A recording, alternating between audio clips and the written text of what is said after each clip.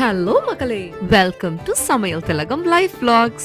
இன்னைக்கு நம்ம செம்ம சூப்பரா டேஸ்ட்லயும் அதே மாதிரி ரொம்ப ரொம்ப ஈஸியா ஒரு பாஸ்தா ரெசிபி எப்படி செய்யறதுன்னு பார்க்கலாமா?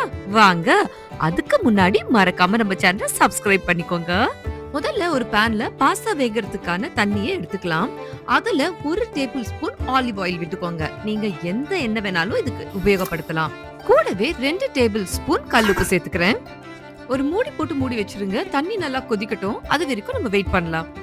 இன்னைக்கு நான் ரிகாட்டின்னு சொல்லப்படுற இந்த வகையான ஒரு பாஸ்தாவை தான் எடுத்திருக்கேன். நீங்க எந்த வெரைட்டி பாஸ்தா வேணாலும் இதுக்கு யூஸ் பண்ணிக்கலாம். நீங்க பாக்கெட்லயே பாத்தீங்கன்னா அது எவ்வளவு நிமிஷத்துக்கு வேக வைக்கணும்ன்ற ஒரு நம்பரையும் கொடுத்திருப்பாங்க. இந்த பாஸ்தா 13 நிமிஷம் கரெக்டா நம்ம வேக வைக்கணும்.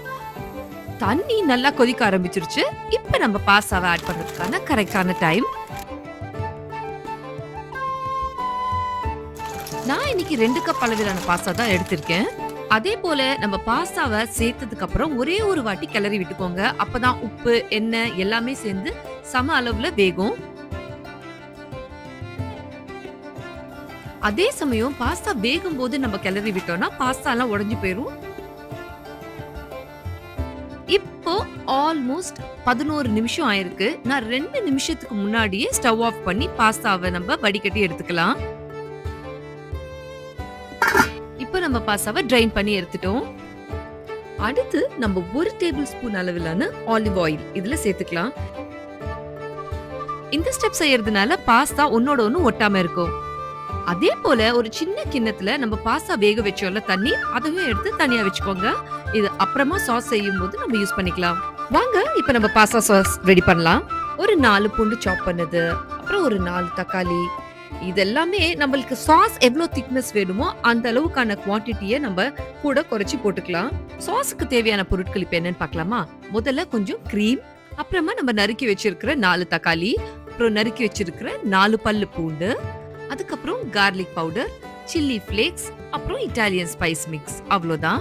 ஒரு மிக்ஸி ஜார்ல பூண்டு, அதுக்கப்புறம் தக்காளி இதெல்லாத்தையும் போட்டு கூடவே கொஞ்சமா 1 டேபிள் ஸ்பூன் அளவு உப்பு இதையும் சேர்த்து நல்லா நம்ம அரைச்சிட்டு வந்துடலாம்.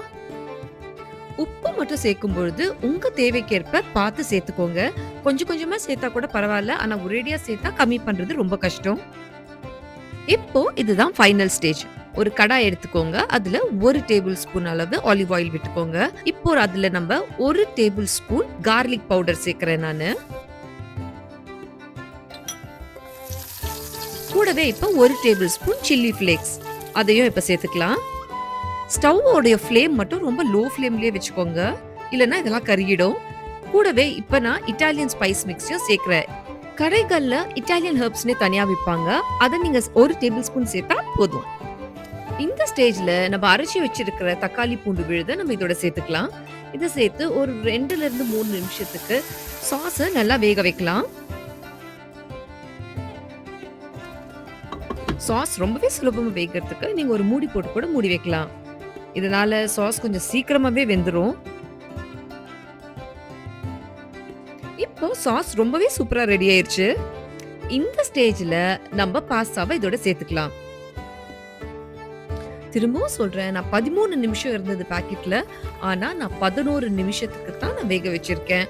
இந்த ப்ராசஸ்க்கு ஆல் டென்டென் கூட சொல்லுவாங்க. இது ஒரு சின்ன இன்ஃபர்மேஷன் ஷேர் பண்றதுக்காக தான் உங்ககிட்ட சொல்றேன். எடுத்து வச்சிருக்கிற 1 கப் பாஸ்தா வேக வச்ச தண்ணியில சும்மா ஒரு 3 டேபிள் ஸ்பூன் சேர்த்துக்கிறேன். கூடவே ஒரு 1/2 கப் கிரீமையும் நான் சேர்த்துக்கிறேன். இந்த மாதிரி நம்ம கிரீம் சேர்க்கும் போது பாஸ்தா ரொம்ப ட்ரை ஆகாது. அவ்வளவுதான். இந்த ஸ்டேஜ்ல நம்ம ஒரு 2 நிமிஷத்துக்கு மூடி போட்டு மூடி வச்சு ஸ்டவ் ஆஃப் பண்ணிடலாம். 2 நிமிஷம் கழிச்சு நீங்க பாஸ்தா எடுத்து சாப்பிடும்போது சாஸ் எல்லாம் பாஸ்தால சூப்பரா ஊறி ரொம்பவே டேஸ்டியா இருக்கும். ட்ரை பண்ணி பாருங்க. இது கிட்ஸுக்கும் நீங்க லஞ்ச் பாக்ஸ்க்கு கட்டி அனுப்பலாம், ஆஃபீஸ்க்கும் எடுத்துட்டு போலாம். நம்ம அடுத்து இதை ப்ராப்பரா எப்படி சர்வ் பண்ணி சாப்பிடுறதையும் பார்க்கலாம். இப்படி நம்ம சாப்பிடுறதுனால ஒரு ரெஸ்டாரண்ட் ஃபீல் கொடுக்கும். நல்ல சுட சுட பாஸ்தாவா அழகா ஒரு பிளேட்லயோ பவுல்லயோ சர்வ் பண்ணி அதுக்கு மேல பார்மிஷானோ ரெஜானோன்ற ஒரு சீஸ மேலாக்க துருவி சாப்பிட்டு பாருங்க. சும்மா ஜம்முன்னு இருக்கும்.